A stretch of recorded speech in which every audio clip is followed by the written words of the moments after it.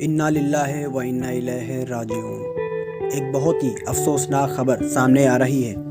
آل India Muslim personal law board کے نائب صدر اور شیعہ دھرم گرو مولانا کلب صادق صاحب کا آج رات 10 بجے انتقال ہو گیا ہے۔ انہوں نے لکھنؤ کے ایرا میڈیکل کالج میں آخری سانسیں لی۔ ان کے بیٹے کلب سبطین نوری نے ان کے انتقال ہونے کی تصدیق کرتے ہوئے بتایا کہ بیتے 17 نومبر کو ان کی طبیعت بگڑ گئی تھی۔ اس کے بعد انہیں اسپتال میں بھرتی کرایا گیا تھا۔ تب سے لگاتار ان کی طبیعت بگڑتی جا رہی تھی۔ مولانا کلب صادق کافی وقت سے all India Muslim personal law board کے نائب صدر رہے تھے۔ دیش ودیش میں مشہور ڈاکٹر کلب صادق تعلیم اور خاص کر لڑکیوں اور ناقص بچوں کی تعلیم کے لیے ہمیشہ فعال رہے۔ یونٹی کالج اور ایرا میڈیکل کالج کے سرپرست بھی تھے۔ مکھیہ منتری یوگی آدتیہ ناتھ نے بھی دھرم گرو مولانا کلب صادق کے انتقال پر تعزیت پیش کی ہے۔ ڈاکٹر مولانا کلب صادق کو پوری دنیا آپسی بھائی چارے اور محبت کا پیغام دیتے شیعہ دھرم گرو کی شکل میں جانتی ہے۔ انہوں نے ہر بات میں تعلیم کو بھی بڑھاوا دیا ہے۔ ودیشوں میں مجلس پڑھنے جاتے تھے اور محبت کا پیغام دیتے تھے۔ قوم یتیم ہو گئی، قوم یتیم ہو گئی، قوم کا سرپرست چلا گیا۔ آپ کے قوم کی حکیم امت اللہ کی بارگاہ میں چلے گئے۔ اب کوئی آپ سے نہیں کہے گا کہ تعلیم حاصل کرو، کوئی آپ کا علاج کرانے کے لیے نہیں جائے گا، کوئی آپ کے بچوں کو پڑھوائے گا نہیں، چلے گئے۔ آپ سب کو ہم تعزیت دیتے ہیں، پوری قوم یتیم ہو گئی۔ ہندو مسلم اتحاد، شیعہ سنی اتحاد کرنے کی بات، قوم میں آپس کا اتحاد کرنے کی بات کرنے والا کوئی نہیں۔ وہ تو چلے گئے آرام سے۔ ایک فرشتہ آیا تھا دنیا میں جو خدمت کر کے دنیا سے چلا گیا۔ تمام انسانیت کو، تمام مومنین کو تعزیت پیش کر خدا حافظ۔ دعا کریے کہ اللہ ہم لوگوں کو صبر دے، صبر جمیل عطا کرے۔ خدا حافظ، خدا حافظ، خدا حافظ۔ مولانا کلب صادق نے ہمیشہ بھائی چارہ بنائے رکھنے کا پیغام دیا۔ سنیے ان کی ایک اسپیچ۔ ایک عالم ہوتا ہے، ایک مولوی ہوتا ہے۔ عالم وہ ہوتا ہے جو اپنے علم سے لوگوں کو جوڑتا ہے، مولوی وہ ہوتا ہے جو جھگڑا کراتا ہے۔ اس لیے آپ کو علماء کی قدر کرنا ہے اور مولویوں سے دور بھاگنا ہے۔ میں میرٹھ گیا تھا، گرمی بہت ہو رہی تھی، تو میرے ایک دوست مجھے لے کر ایک ہوٹل میں چلے گئے جو ایک جین کا ہوٹل تھا۔ جین وہ کمیونٹی ہے میرے بھائیوں کہ جس میں نہ کوئی جاہل ہے، ان پڑھ ہے، نہ کوئی غریب ہے۔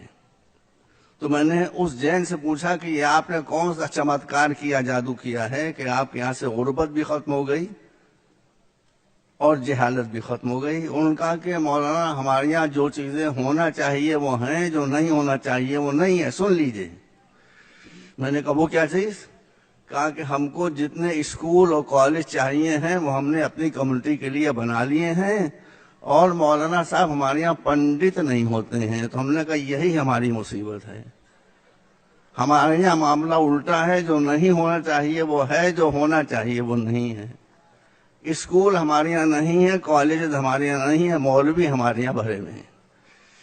مولوی حضرات جو ہیں وہ نگیٹو پریچنگ کرتے ہیں، لوگوں کو غلط راستہ بتاتے ہیں۔ علماء ہمیشہ ملاتے ہیں اور جوڑتے ہیں۔ میرے پاس 5 منٹ ہے، میں وقت کا بہت پابند ہوں، 3 منٹ اور رہ گئے میرے پاس، 3.5 منٹ۔ دیکھیے ہمارے رسول نے فرمایا ہے کہ عقل مندی کی بات کہیں سے بھی ملے لے لو، ہندو کے منہ سے ملے لے لو، یہودی کے منہ سے ملے لے لو، کسی کے منہ سے ملے لے لو۔ میں آپ کو ایک بات خالی بتانا چاہتا ہوں، جیوز، یہودی، ہمارا ان سے کوئی جھگڑا نہیں ہے۔ جیوز میں ایک ایکسٹریمسٹ گروپ ہے جو صہیونسٹ کہلاتا ہے، ان سے ہمارا جھگڑا ہے۔ اب میں آپ بتاتا ہوں، یہ واقعہ میں نے ریڈرز ڈائجسٹ میں بہت پہلے پڑھا تھا کہ جب سن 48 میں یہودیوں کو ان کی خیال میں ان کی زمین مل گئی تو وہ اپنے چیف پریسٹ کے پاس آئے۔ انہوں نے کہا کہ ہم کو ہماری زمین اسرائیل مل گیا ہے، ہم یہوہ کا شکریہ ادا کرنا چاہتے ہیں۔ کہا کیسے ادا کرنا چاہتے ہو؟ سنیے، بات میں ختم کر رہا ہوں۔ تو انہوں نے کہا کہ ہم چاہتے ہیں کہ آپ ہمارا آپ ہمارے لیے ایک بہت ہی بھव्य سینگاگ بنا دیں، جیسی پوجا استھل نہ مسلمانوں کے پاس ہو، نہ کرسچنس کے پاس ہو، نہ ہندوؤں کے پاس ہو۔ سنیے، یہ عقل کی بات ہے، یہ وزڈم کی بات ہے۔ اس نے کہا، لوگوں نے کہا ایک ایسا بھव्य شاندار سینگاگ بنا دیں کہ ایسا سینگاگ، ایسا پوجا استھل کسی کمیونٹی کے پاس نہ ہو۔ تو اس نے کہا کہ میں اگر ایک فرض کرو ہیرا تراش کر اور ہیرے کا بنا دوں سینگاگ، تو اس ہیرے کے سینگاگ کی حیثیت اور اہمیت یہوہ کی نظروں میں کیا ہوگی؟ تو انہوں نے کہا کچھ نہیں۔ یاد رکھیے یہ بات، یاد رکھیے۔ کہا تو تم جتنے اربوں ڈالرز لائے ہو، اس سے سینگاگ نہ بناؤ، اس سے اپنی کمیونٹی کو بناؤ۔